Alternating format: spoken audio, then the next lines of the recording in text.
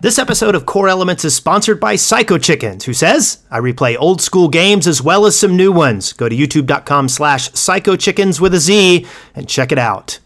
If you would like to sponsor an episode of Core Elements, please go to deadworkers.com/sponsor. From the Dead Workers Party, a podcast about gaming featuring the people that bring your games to life. These are your core elements.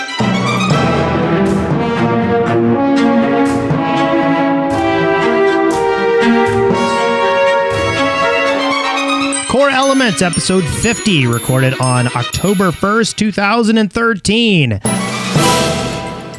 I am Wes Wilson, and Spencer is not with us this evening. He had some family stuff going on, but we do have a special guest. We have Dan Teasedale of No Goblin. Hey, how's it going? Going pretty well. I'm kind of excited now that PAX is well behind us. I can actually book guests again, which is kind of exciting. I know we're not crushed under the workload of trying to get stuff ready. It's pretty great. It's and that's just it. I always feel bad because the same thing happened last year. I had about a month and a couple of weeks where I wasn't able to get an episode out, and it was kind of sad because I keep hitting these milestones right when I feel that the show is doing really great. Yeah. And here we are at episode 50. And Dan, you've had a pretty extensive career in the industry, haven't you?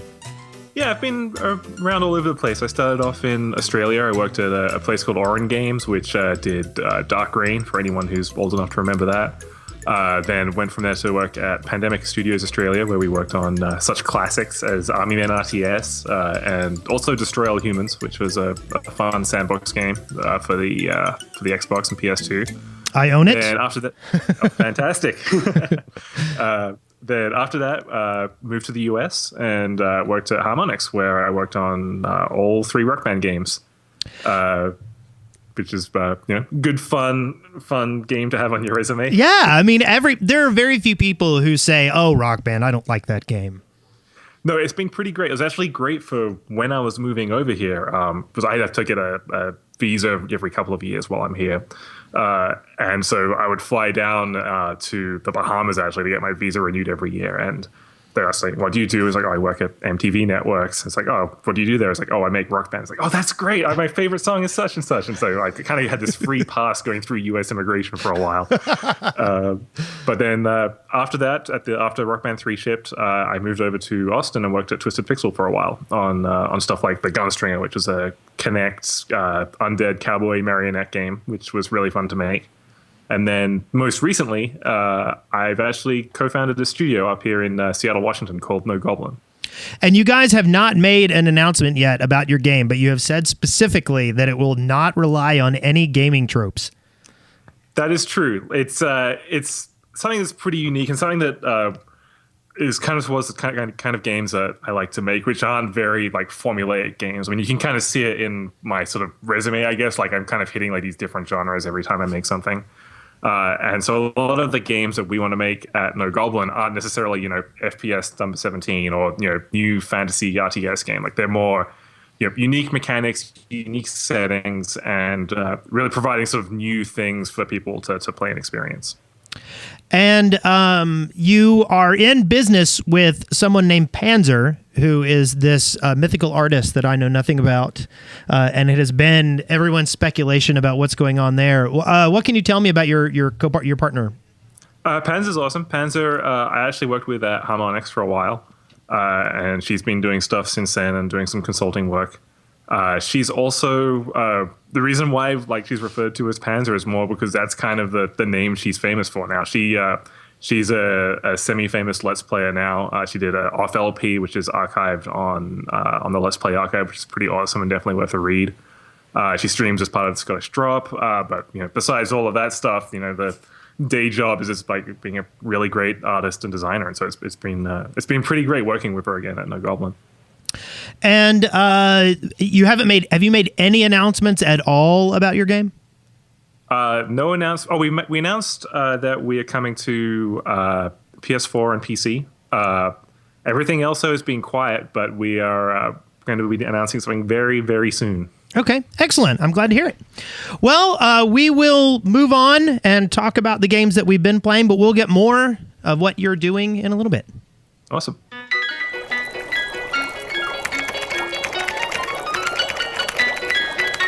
Lab Notes. So my gameplay, and I was actually discussing this a little bit with Dan before the show. My gameplay has mainly been focusing on some older games. I finally got the Dragonborn DLC, and I've been playing through that. And returning to Skyrim was absolutely delicious and wonderful. I jokingly call it love in the time of Pompeii because there's that volcano spewing ash in the air the whole time. But it was really kind of cool because I only did about 7 levels in Morrowind, but I've heard so much good stuff about that game that it was nice kind of feeling like I was touching it, even though I wasn't really. It's sort of this tangential kind of, hey, you get to hang out with Morrowind without playing it. And I really liked it. And I thought the setting was great and a lot of the stuff was great, but I had leveled too high by the time I got there, and I pretty much just kicked anything's ass that got in my way. That's what I get for playing most of the game. I thought about resetting a lot of my skills, like going back and being level 0 and stuff when I went through and did it, but I didn't. Have you poked around with any of the DLC for Skyrim at all? I haven't, actually. I went on a huge Skyrim kick when it came out, and I'm a recovering Skyrim addict. The one thing that I really want to check out is Half-Fire, the one where you get to build your own house and basically do very un-Skyrim things by basically building a house and a residence and things like that. See, and that's funny because that's the one thing I didn't want to do. I really didn't care much about the customization aspect of things. The one thing I wanted more of that big, epic, go and do Dragonborn kind of things. And so I ate that up. I ate it up. No, I think it's probably the kind of thing where, February, March next year, once I've, depleted all of the launch titles and all of my backlog and all my other stuff, I'll start going through into, Skyrim DLC and all the other stuff I have in my backlog that I want to play. Yeah. I also poked around with The Witcher 2 some more. I'm trying to finish it. I got gifted Blood Dragon for my birthday, but I kind of don't want to dig into another game until I finish one that's on my computer. And the one I have selected right now is The Witcher 2, which I feel like is kind of important for me to go ahead and get out of the way because I really like the game. But it's one of these things where I feel like I've been dibble-dabbling with it too long and I need to dig in and just go ahead and eat it up and be content. And I am really enjoying it. I've been streaming it at night. If you guys watch the stream at all, you can, if you subscribe to this stream, you can kind of watch. I do play The Witcher 2 1 or 2 nights a week, and I put in a good 4 or 5 hours each night. So I'm still enjoying it. It is a huge game, though. Oh, my God, it feels so big. And, I put 80-something hours into Skyrim, and that felt big. But I think it felt big before it started. Whereas I had a problem with it where not really a problem, but I had it on my wish list on Steam for a while and eventually picked it up. And just that first hour is just this cliff face of trying to sort of learn everything that's going on and sort of adapt to that sort of Eastern European style of development. And it's always a little tough. Yeah. And I love it. I love action RPG stuff. But at the same time, the other thing is if anybody just tunes into the stream randomly and then I get into a conversation with someone and there's 14 levels of politics going on and people being mentioned that even though I've played both games, I have no idea who they are because the way the narrative in the game works, they refer to things as if you know about them, even if you don't. Mm-hmm. And so it's kind of funny, but at the same time, I feel really sorry for some of the people watching the stream. But I'm loving it. And then lastly, I finally got around to picking up Gone Home. I got it gifted to me, and I went through it, and that was a really, really delightful playthrough. It's a narrative experience, kind of like Dear Esther, and it was, by the end, I could not wipe the smile off my face. It was just such a pleasant experience, and I loved it so much. It just has a really, really great sense of place about it as well, like that 90s kind of, even as someone who grew up on the other side of the world in the 90s, it still evokes that kind of childhood I had, I guess, in terms of the setting and the environment and all of the little details through it. Yeah, and there's actually people I want to share it with that I think might be able to tap into that cultural sense a little. I'm 45, so it was a little after my time, mm-hmm. But I kind of want to see what some people from that generation think of it. So I'm really I do want to share that game, and I recommend it to almost anyone. It's not it's not a huge game. if you read everything extensively, you can make it through in about 4 hours. It took me about an hour and a half because I was a filthy skimmer. So, well, what have you been playing lately, Dan? I've been playing a lot of Grand Theft Auto 5. Just a huge time has passed, and I have not known what has happened amount of GTA 5. It's good. I don't think I need to say it, but yeah, it's a fantastic Grand Theft Auto game. What I've been pondering getting it, but I really want it on the PC. Mm-hmm. And I figure it's going to come out there eventually. Yeah, I mean, it's pretty much. I mean, they haven't announced anything, obviously, but I mean, it's pretty much a foregone conclusion that you'll see a PC version, and I guess there'll be an Xbox One and a PS4, re-release of it and all of that. Yeah. I debated it because I'm holding off on Assassin's Creed and Battlefield for next gen, but for GTA, I don't have the amount of self-discipline to wait a couple of months to play a GTA game. I need to digest that instantly. Is it really I mean, everybody that I've talked to about it is really just you can do kind of whatever you want. Is it really that much of a step up in open world design? It's the thing that I like about the GTA games the most is that they have a sense of world building that I don't think people know how to build open worlds, and Volition does it well, and all of these other groups do it well. But there's something about the way Rockstar builds worlds and reinforces everything in them that is kind of like a special sauce for what they do. Yeah. And I think a lot of the reason that GTA succeeds, where a lot of those other titles don't, is that they back up everything all the way. They're not afraid to record a crazy one-off line for a situation that may only happen once to 1% of people. If something's going to happen, they'll invest the time and effort to make that pay off. And it's just the amount of crazy, there's tiny details all through that. They have a tidal system in the game. So if you're sitting at the beach, you'll see the tide go down and go back up again. Or if you're in this one I just found out yesterday, which is ridiculous. If you're in a car that's a really crappy car, you get sweatier because there's no AC on. So when you get out, you have a sweat patch down the back of your shirt. It's just ridiculous levels of tying all of these systems together. Which is it's not, obviously, having sweat stuff is cool, and having all of these stuff is cool, but just the way that they're not afraid to just spend lots of time just getting them all talking to each other is just wonderful. Yeah. Well, I'm definitely going to pick it up eventually. The other thing is I figured with so much on my plate and so much backlog on my poor, sad Steam account. And I was also telling Dan I just had a baby. So, that's you can't exactly, whip out The Witcher 2 when your kids are running around the house. Yeah, I hear they need attention sometimes. Yeah. Silly kids. So what else have you been poking around with? I finally got into Rogue Legacy. I've been holding off on that for a while and stupidly picked it up about a day or two before GTA came out and got thoroughly stuck into that. I'm absolutely terrible at Spelunky and games like that, so I'm no surprise I'm absolutely terrible here and haven't taken down a boss yet or anything like that. But I'm just having tons of fun just going through and sort of upgrading my guy very slowly. Yeah, I've wanted to poke around with that game, but I also I don't get Spelunky at all. I was so excited. There are people like Edmund McMillan who we had on the show who was I've played more of this game than anything else, and all these other people saying Spelunky. And then I tried it and I'm I don't get it.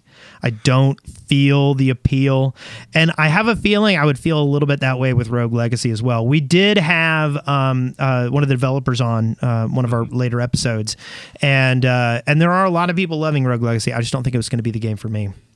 It's fair enough. No, I think that with Spelunky as well, there's definitely there's a certain mindset that makes that game extra fun once you hit a pro level. And actually, in the house here, we had a bunch of the Scottish drop guys down for PAX, and Ragni, who's a crazy Spelunky player. We just watched him play Spelunky for a couple of hours, and it's just the most ridiculous high level, making me never want to play Spelunky again because I know I'll never reach his crazy Spelunky heights. Yeah. But yeah, it's one of those games that same with Binding of Isaac or things like that, where I know lots of people who are absolutely fantastic at those games, but knowing that I will never reach the proper way to experience them is kind of kind of a turn off for me in a little bit. Yeah, I kind of imagine that that Spelunky is that game that one really popular Twitch player who all he does is smoke dope and play incredibly difficult games. Yeah. Where he would play the same level over and over for like 6 hours straight trying to beat it. That's kind of where I see Spelunky. Yeah. Is appealing to that. So anything else? So have you been playing anything else? Yeah, that's a pretty good. Besides that, I recently got a Wii. Besides that, we recently got a Wii U in the house. So I'm catching up on a year's worth of games that I haven't played on the Wii U, like Super Mario Brothers and there's obviously Wind Waker, which I'm basically replaying a 10-year-old game at this point. But yeah, I'm actually liking my Wii U experience, which I wasn't really expecting. Like it seems like a lot of the issues behind why the console isn't working out seem to be more positioning on Nintendo's part and not really having a good stable of like unique titles to push it through. But the actual like the experience of playing something on the gamepad and the experience of like how those things work together is actually really neat. I kind of wasn't expecting that. Oh, very cool.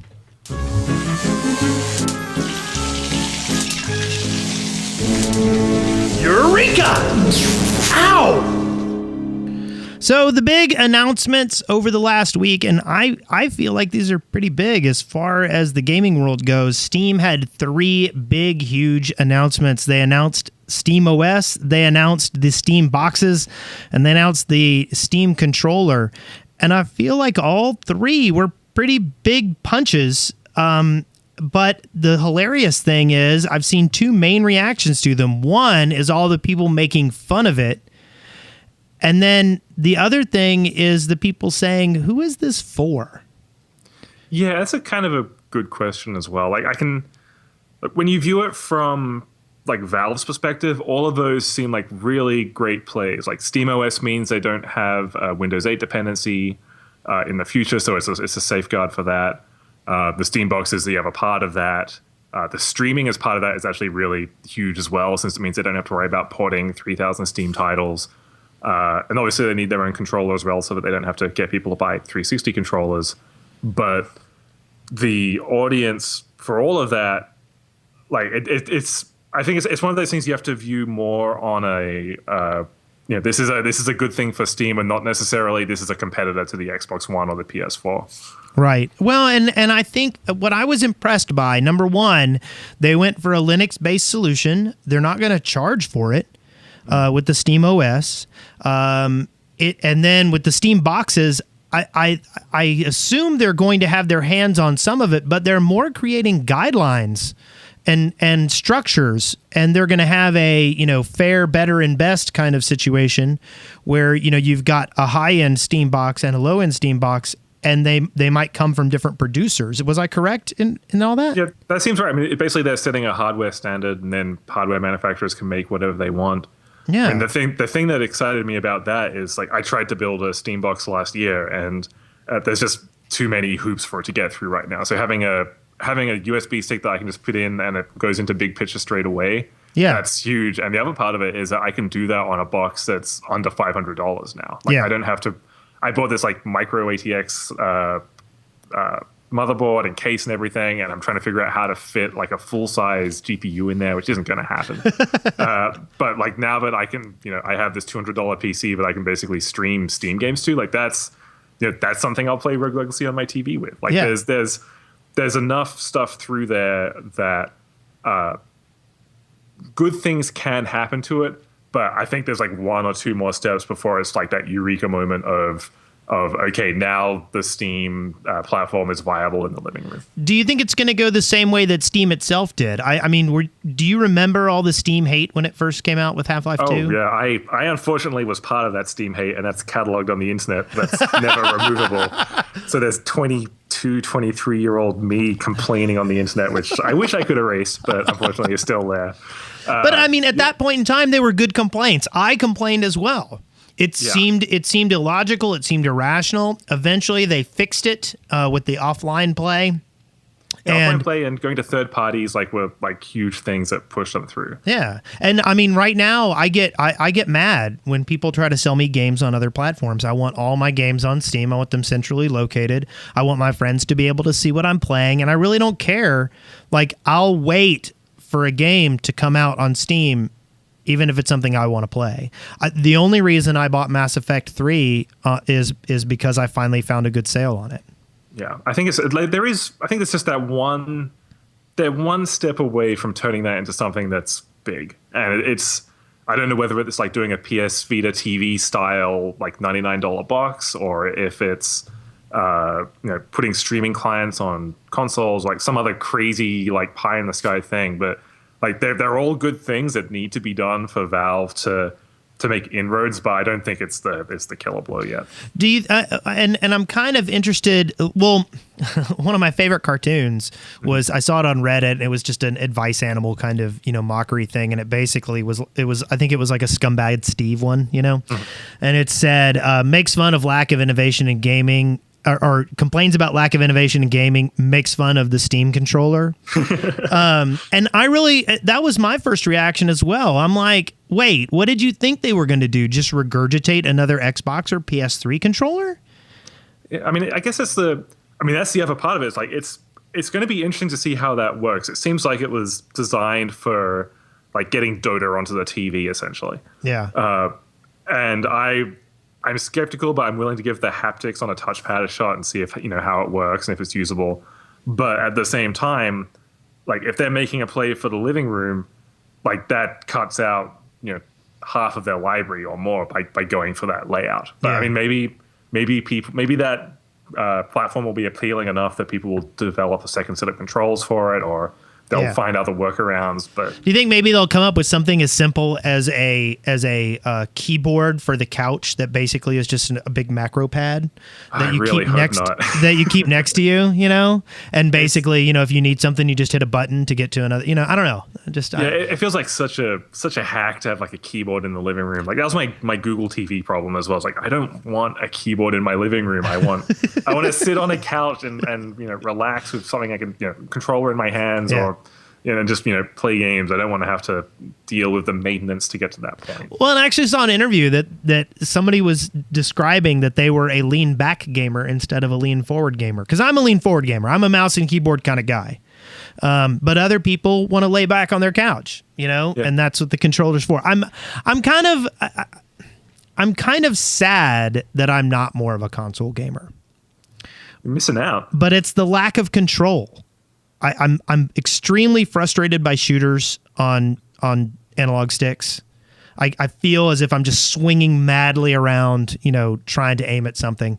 But at the same time, and the way that I view consoles is that if I want a game, I'm going to play on a PC. But if I want to play a game that is kind of a group experience, so that like someone else might be watching or I might be playing a multiplayer game with friends, the console is the way to go.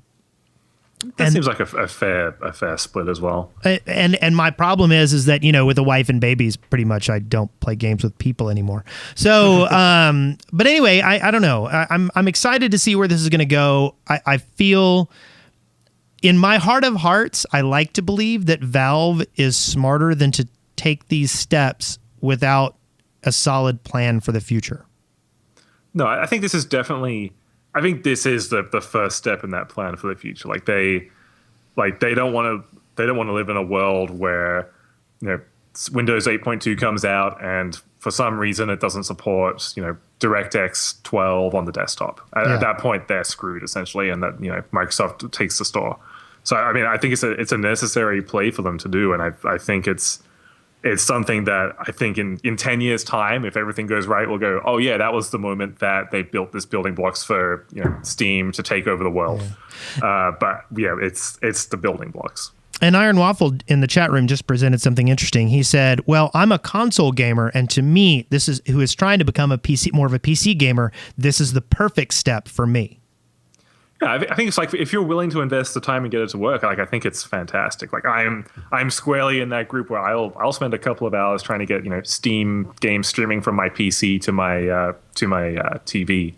But it's just what's the next step is kind of the thing that I'm kind of curious about. Well, and you mentioned earlier the PS Vita TV, and I thought there was some interesting developments there also. They came up with something called the PS Vita TV, and what it will do is, first off, it will let you play PlayStation Vita games on a television, and then eventually it will allow you to play PS4 games in another room from your PS4. Yeah, that's pretty cool, actually. Like the idea that I could have a PS4 in my living room and then just get a Vita TV and hook it up in my bedroom to do Netflix or like other stuff like that. That sounds like it's a pretty awesome thing. Like it's not, I don't think it's the kind of thing that's going to, change the world or anything, but like just if you want to be in that ecosystem, like having something that's possible for you to like do that is pretty cool. Yeah, and also like I'm gonna have multiple kids wanting to play a video game, and the way I heard it discussed is eventually you could conceivably have something like Battlefield 13 playing on your PS4, and then instead of doing it split screen, you have one person on the PS Vita TV playing it, and in another room. So you essentially get two screens for your game. I thought that was kind of compelling as well. It's pretty amazing. It's kind of like the Wii U promise of split screen gaming, but actually done with a proper platform. Like I would love to see the split TV multiplayer thing like you're talking about. That'd be rad. Yeah. I have another interesting kind of story here. Candy Crush Studios King. For those who are unfamiliar with Candy Crush, it is the successor to all the evil Facebook mind-melting games. And I still play it. It's my mindless, hey, I'm holding the baby, I need something that won't, require more than one mouse hand kind of thing. Mm-hmm. But they are going to offer an IPO, which if anyone is familiar with what happened to Zynga after it offered its IPO, it collapsed for the most part. Most of their building lately has been in the form of acquisitions of existing companies lately. But Candy Crush is going to try to step out into the world with the big boys. And I think by the way, all the things we're talking about will be in the show notes if you want to go read the articles. One of the things it talked about was they're going to try to, instead of diversifying into 20 or 30 games like Zynga did and try to just flood the market, they're going to focus on a few really good games. I think that's probably a pretty good idea. Yeah, I mean, it's going to be interesting to see what happens. Like Zynga was just evil from the start, and like there was no question that Zynga was a failed, terrible mistake that we shall never talk about again. Which is funny because I have like some really good friends who work there. A guy I grew up with named Paul Stefanak went up and worked on there. Brian, I know Paul. Yeah. Yeah, and Brian Reynolds is also from Huntsville. Yeah, I mean, like there's a lot of like Brian and all those guys. Like I love Brian Reynolds. Like such an amazing guy. Like seeing these great people go to Zynga, mm-hmm.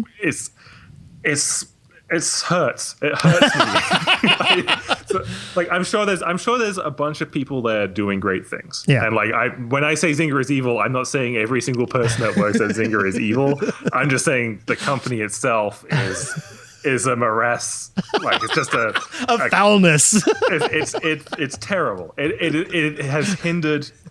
It has hindered our industry. I mean that seriously as well. Like that and 38 Studios as well. Like as someone who's starting up a studio, we basically had to take venture capital and all that stuff just off the table because all of that has been destroyed by Zynga and 38. Right. I mean that's fine for us because we're small, but if we were wanted to be a 30-person studio out the gate, like that's destroyed now because of Zynga and 38. Yeah. Yeah.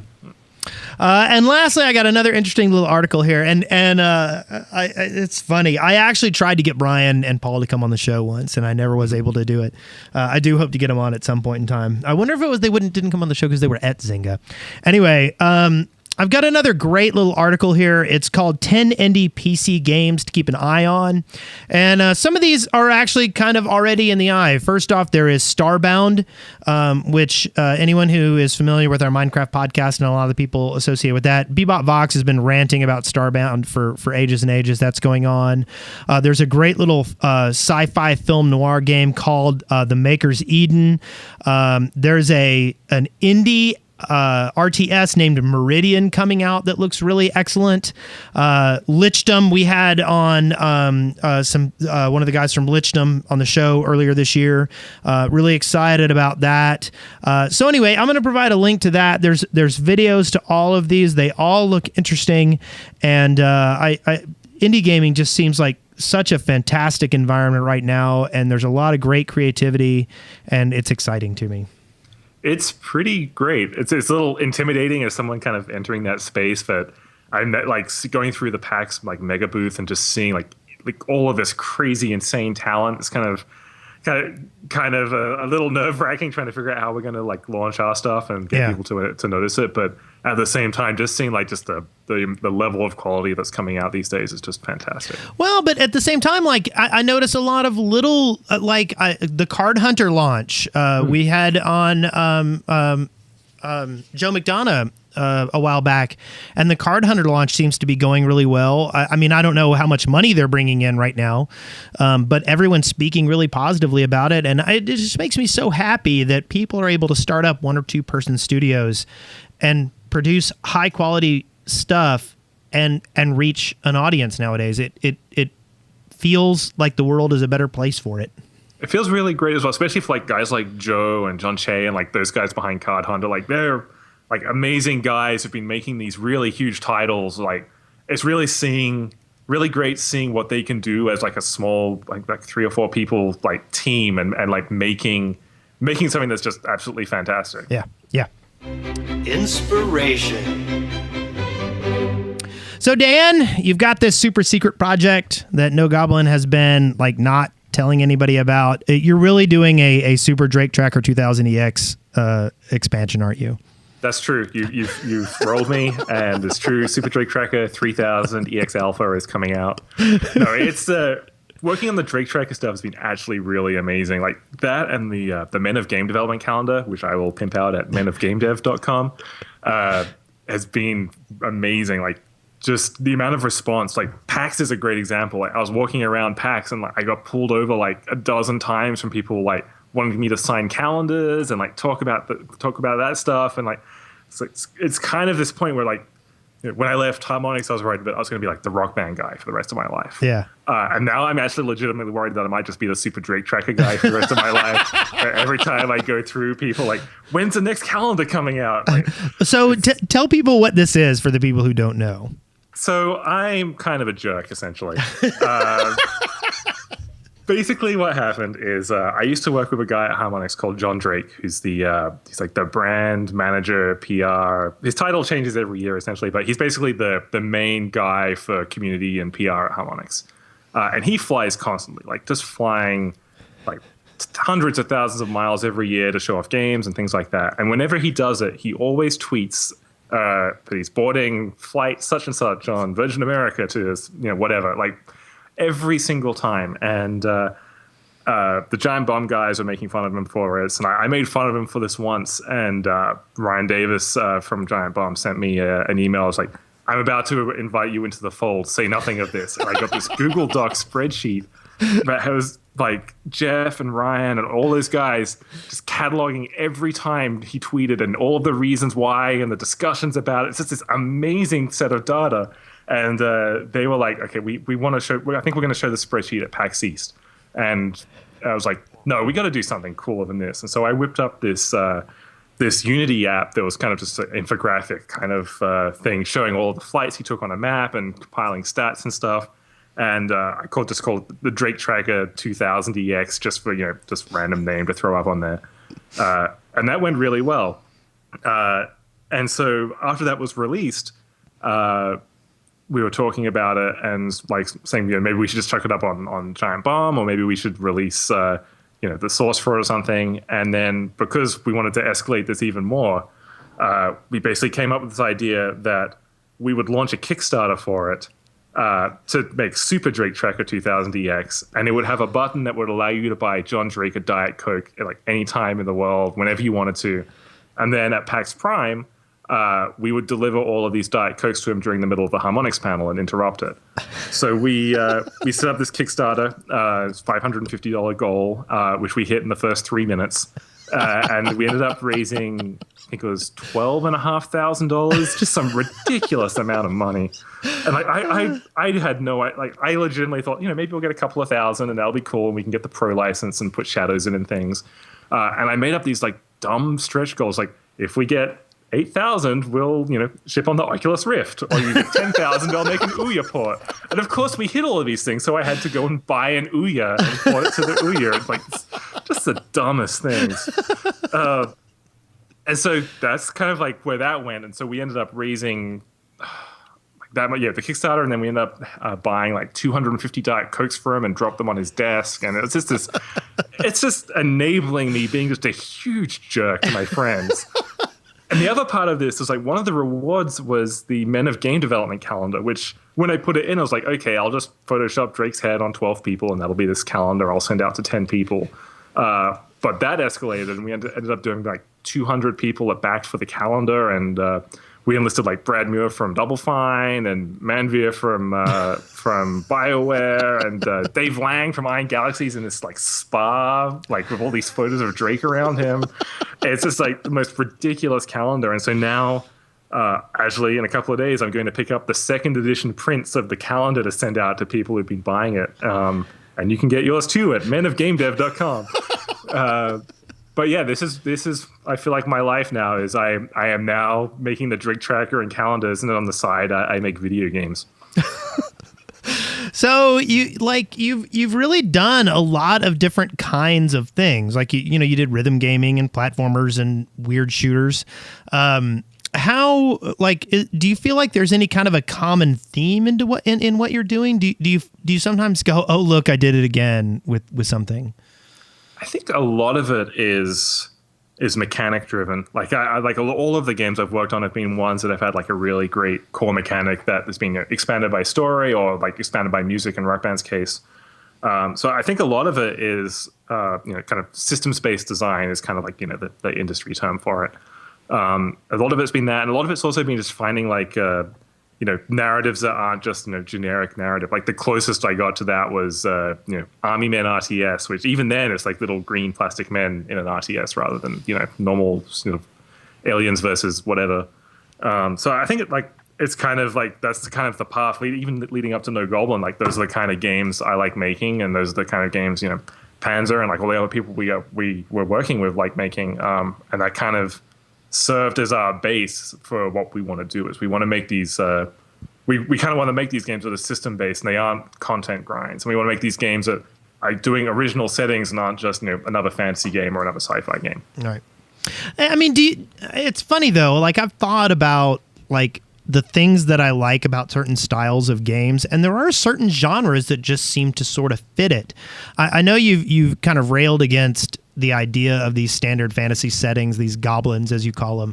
Mm-hmm. But at the same time, like, are there ways that you can tailor that without because the ability for one person to go out in the world and make a difference is one of the key elements in most gaming, mm-hmm. or, one team being able to do it. And a lot of times that requires certain limitations. I mean, if everybody has, a black hole cannon that they can shoot at planets, you've got to kind of limit it to whole spaceship combat or fighter combat or these certain tropes, wizards and sword masters. How do you tweak something so that it feels new without like damaging the limitations that some of these genres provide? I think a lot of it is I mean, it sounds kind of dumb, but a lot of it is just like focusing on something unique you want to bring to the experience. Like I know I've railed on like goblins and space goblins for a while since we announced, but at the same time, like I love Game of Thrones, I love Battlestar Galactica. Like these are great shows, but their focus, like the focus of Game of Thrones, isn't about fantasy. It's about the houses and the rivalries going on and the characters and how they're built. Like there isn't the fact that they're not holding guns or they're not driving cars isn't the focus of the show, which I think is a lot of the problem with some of the games. I'm totally not saying all of the games. I love a lot of fantasy and sci-fi games as well, but a lot of it just seems like it's the D-grade filler you put in to make this game exist. Right. And I think there's just more interesting things you can do. Gotcha. And so if I'm not saying that fantasy is terrible and anyone who likes fantasy is terrible, like some people thought I did. I'm just saying, like, if you're going to be making something, like if your vision is to make the best fantasy archer game ever, and like you've got to make something really unique with great characters. That's awesome, but at the same time, like maybe there's other things you could be doing that could be cool with those mechanics or with those stories, with the story elements. Right. Push the boundaries, if nothing better. Yeah. So you mentioned that you thought you might be stuck as the Rock Band guy, forever. What do you think it will take to revitalize that genre? What do you think is the downfall of it, and what do you think it'll take to like bring that genre back to life? I think a lot of it. I mean, there's a lot of the downfall, and it's something I think about a lot because it's something I was very close to for a while. So even I didn't see a lot of the stuff happening in terms of like player perception until I was out of that sort of space. I think a lot of it is just saturation. Like between us and Activision, like we released, many dozens of Rock Band and Guitar Hero games and many instruments on shelves. And we basically tapped out anything interesting in rhythm beat match for plastic instruments and bands and things like that. Yeah. I think it's going to have to be something on the order of like how Dance Central revitalized dancing games. Right. Like it took 10 years after DDR for that to sort of come back into and be something that's interesting to people. I think the extra challenge for rhythm action beat match is that with Dance Central, they didn't have to stock dance mats for that, and with whatever the next evolution of beat match is, like it's going to have to be something that doesn't require retailers to bring in stacks of plastic instruments just because retailers themselves aren't going to want to stock that anymove. Right. I mean, there's interesting stuff happening. It's like the Rocksmith is going great with their new release. There's lots of small indie stuff that's looking good, like the new Audio Surf. There's a game called Thumper, which is actually done by a bunch of ex-Harmonix people that's coming out soon that looks really interesting. Like there's definitely interesting things going on, but like to get to like the highs of 2007, 2008, like those were just crazy times. Like I think for anything to get up to that point ever again it's a tough ask essentially for anything. Well, I mean, and around that time, I do conventions as well, and we would do Rock Band tournaments where, like, what we would do is we would do a third of it would be your actual in-game score, and then a third of it would be your costumes, and a third of it would be your performance. And there was there was an enthusiasm behind the whole idea of Rock Band at that point in time, where people who were playing the game were so excited about it that they put a lot of energy into these contests. Yeah. And we'd end up with some really amazing stuff. And it's waned out to the point where we're like scaling that back as our promo tool nowadays. I don't know if you've gotten to play Artemis, but that's the tool Artemis is fantastic. We had a Twisted Pixel group that played Artemis once, and it was a failure. Like we were a terrible spaceship crew. But it's that same feeling you got like in Rock Band when you first got the van of a group of 4 people in the world tour. Like Artemis triggers those same feelings in me, like getting the 6 people together and just this absolute failure of a thing. But like you have like this teamwork that you got to this point, like that Space Team and like games like that. Like they're just like these really great experiences that people really haven't had before. Aaron Fox in the chat room, he had some Rock Band questions. He said, what was the most surprisingly hard part of the development process? And what is the biggest regret you have about Rock Band and the direction it went? And when did you realize you had made it? So the hardest part, like there were a lot of hard parts to that. Like we had to, basically learn how to make plastic in a year, and we managed to do that. Like there are a lot of hard parts outside of our control, well, outside of like the software team's control in terms of things like we had to make like 8 million sets of drumsticks, and like we were the biggest manufacturer of drumsticks for a year or two. Just like ridiculous like magnitude things that like people hadn't done before. On our end, it was all like the hardest part, besides getting it all together and shipping, was matchmaking. Like the concept of having different controllers hooked up to the 360 wasn't really a thing, and it was all designed for one controller. So stuff like online and getting people into a session and out of a session was just something that the console wasn't built for. So we like matchmaking in Halo is tough enough, and like you already have crazy awesome systems that the bunch of you guys worked on to get people into groups and get them into groups quickly. But then doing that when you have to have exactly 2 to 4 people, of which only one can be a drummer and only one can be a vocalist, and 1 to 2 can be guitarists, and any combination of those can have gold or silver or a guest account tied to a specific gold account. Like, it's this crazy mess of combinatorial hell, essentially, of like trying to get all of those people into a group. And like, I mean, to be honest, we didn't hit it the first time. Like, a lot of my pain for 2008, like after shipping Rock Band, was going to like a Rock Band night and seeing everyone get up and then seeing the first guy just wail on the drums and navigate and like go through all the menus back and forth, and I just cry in a ball in a corner somewhere. But it's like, we eventually sorted it out, and like I think it's testament to how great like the gameplay was, and how great all of those systems came together, that people were willing to endure us learning how to get like all of these people into a session to play that experience. Yeah. And sorry, what were the other 2 questions? One was, what was the biggest regret about the direction it went? Was it the oversaturation that we talked about earlier? Yeah, I mean, the biggest regret was, I think, us not dealing with that saturation. Like, I think on our end, like until I left, it felt to me that we were basically making 3 Rock Band games. And stuff like the track packs and like Beatles and things like that. Like, the track packs didn't count as games. Beatles definitely counted as a game, but the track packs were just ways for people to get DLC, and like that we had rationalizations for how those weren't saturating while Activision was doing Metallica and Van Halen and like all of these other things and sucking all of the air out. And it's not until like you leave and like take a look at like all of the things that Rock Band was involved in, you would be like, wow, there were 19 Rock Band games or whatever the thing was, when you look at it from a title perspective. Yeah. I kind of wish we'd caught that earlier. Like, but beyond that, like it was a pretty crazy ride. Like, I don't think we could ever sustain the peaks that went to, and I don't think you'd want to sustain those peaks. Like, I think it was an amazing game, an amazing experience to be a part of. Yeah.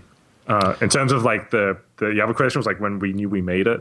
For me, it was E3 2008. We rented out the Orpheum in LA. And had the Who play a private concert for us and everyone at E3. Wow! It was just this surreal moment of being in that audience, and just like it's just at that, like, it's kind of cliche, but it was like at that moment, it's like, this is the peak. This is nothing can beat having the Who play a private concert for you. And like talk about stuff you're working on as like stage banter. Like it's a very surreal experience that I was just, yeah. It still leaves me speechless to a degree. That's awesome. So let's go back to kind of stuff that No Goblin's doing. Have you got any future, like, how are your future plans laid out right now? Do you have one game in the works and a couple of more kind of on the back burner, for once that gets into place? How are you looking at your company right now? So we're working on our first game right now, which is PC and sort of next gen consoles. We're looking to announce that incredibly soon. I'm just finishing up our trailer that we're going to announce soon. That's going to be coming out in 2014, and that's basically a small team of us working on that. It's Panzer and I as a core team, and then we have a bunch of extra people doing some part-time work with us and doing some consulting work to help us through. And that's looking pretty promising. I'm finding things about that game that make me really excited, which is especially tough when you're like looking at it like face first for months at a time and working on business things at the same time and shipping out 400 calendars to people. So like I'm pretty excited to get that out there and see people's reactions to it. Beyond that point, like we have a bunch of ideas of what we want to do next, and a lot of it kind of depends on how well this first game goes. Like if it's a blockbuster success, we'll scale up to a full team and we'll do some of our crazier ideas. If it's not, then we'll work on some other smaller ideas that are still pretty crazy in their own right, but kind of fit our team size. Now, and this is something that I think a lot of I talk, it's very difficult for me to get people from within the borders of existing big companies, but I managed to get a lot of them that have just sort of stepped out of it and are just getting into the whole indie dev thing. Mm-hmm. Like how, when you came out, were you bankrolled with your success? Like how are you paying yourself as you move forward at this point in time? So we're like half indie essentially. I have a bunch of my own savings that I've been saving up for a while. We also have some external investors that have a stake in the company and have money coming in to support us. So like we're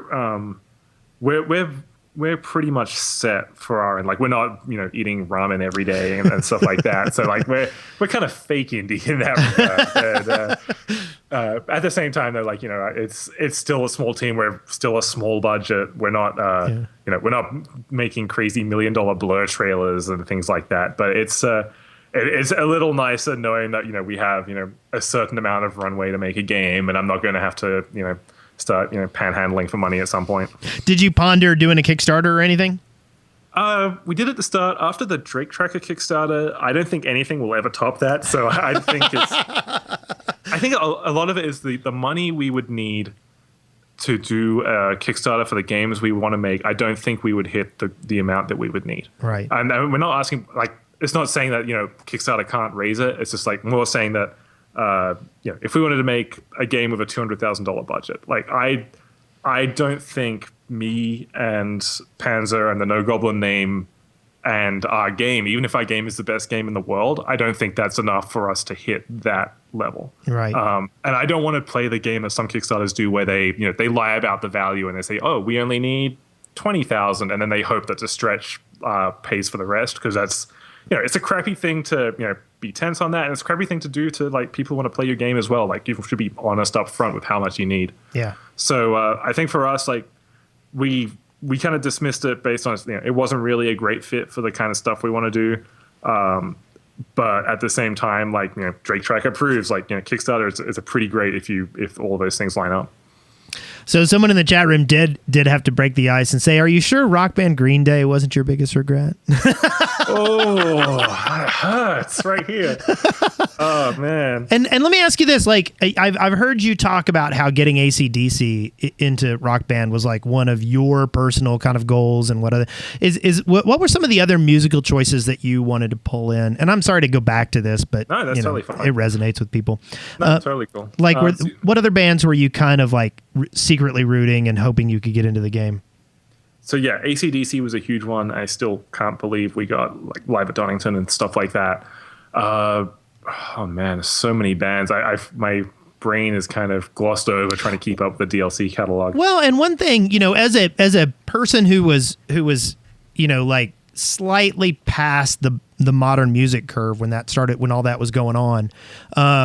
I mean, I have pretty good taste in music, but I wasn't keeping up at that point in time.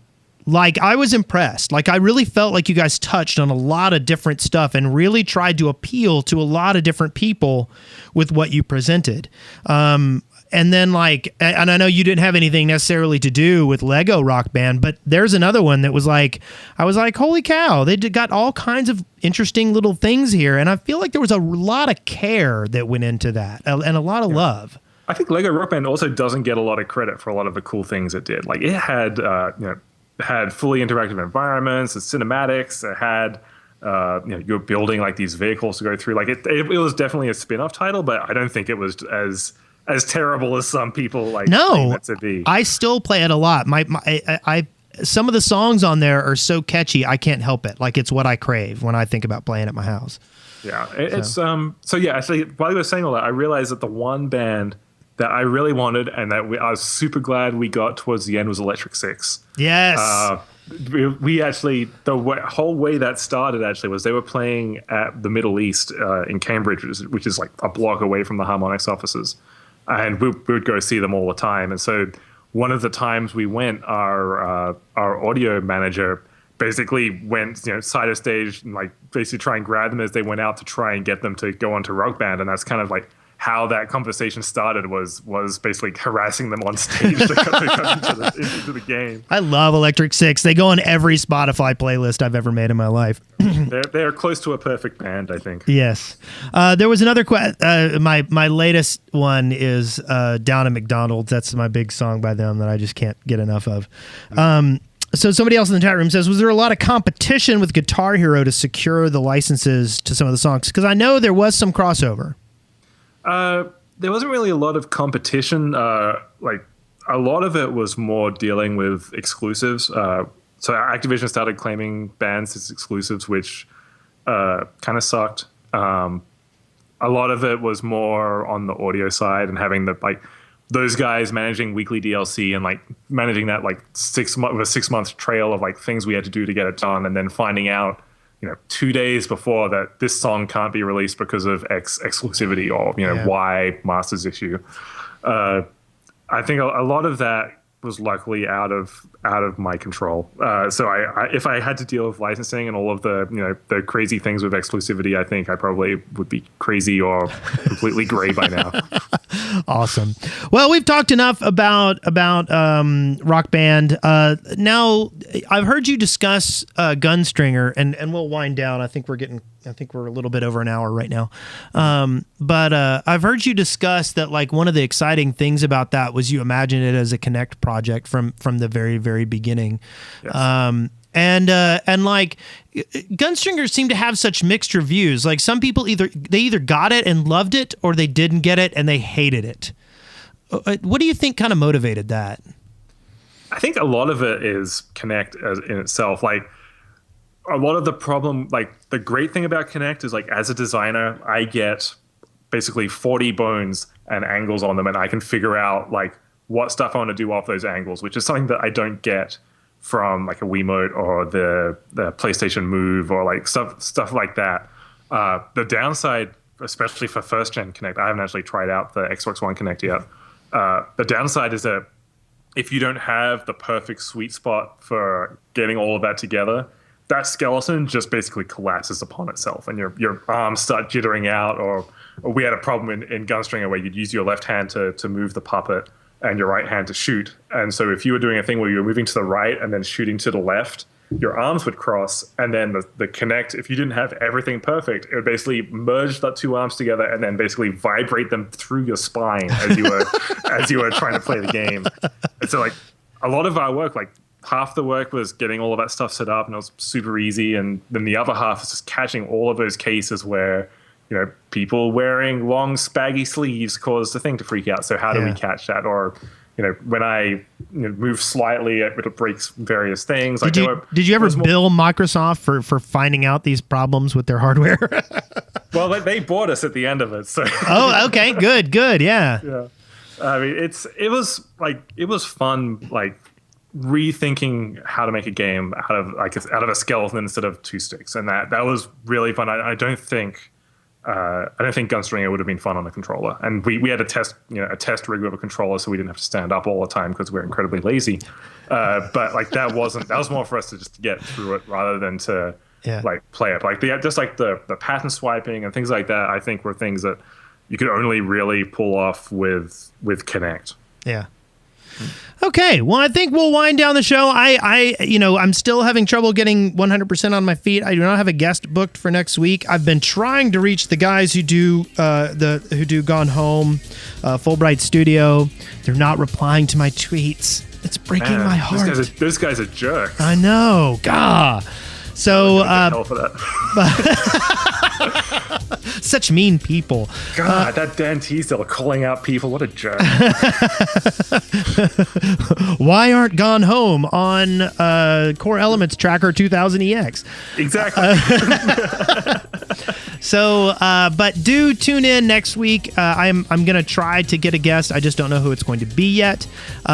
Dan, thank you so much for being on the show. I'm sorry Spencer couldn't make it. He's a huge rhythm game fan. I'm sure he would have loved to have talked to you. It's really funny. He's a huge rhythm game fan. He's a huge Double Fine fan, and he missed this show, and he missed the show with Ron Gilbert on it. No. Yes. So there's So there's and I'll close out with one final question from the chat room. How does it feel to be such a jerk? It's fantastic. I am glad that now I am famed indie asshole Dan Teasedale. It's liberating. I can say whatever I want.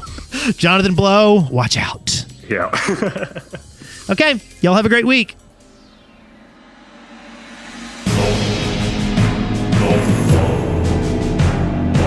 You've been listening to Core Elements, exploring gaming one element at a time. A podcast by the Dead Workers Party. See the show notes and get more information at coreelements.deadworkers.com or leave us a voicemail at 256-812-1010. Dead Workers Party Network, jumping one shark at a time.